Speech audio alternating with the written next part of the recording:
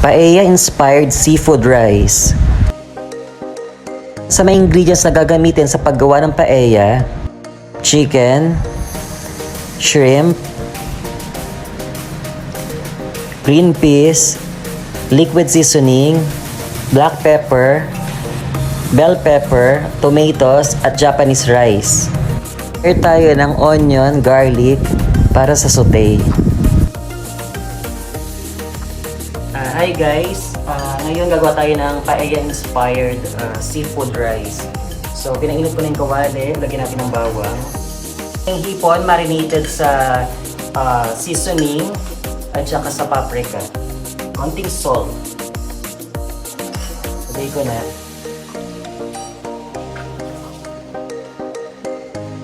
Pag nag-orange na po ang kulay ng ating shrimp, set aside po muna natin sila. Pwede naman na isi-sear natin yung ating manok. Palang manok na to, nakamarinate siya sa konting curry, tapos konting seasoning lang para hindi umalat, at saka konting paprika.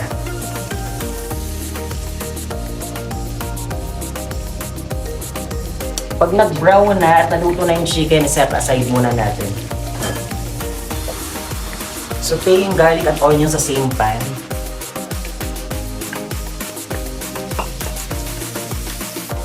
Add the tomatoes.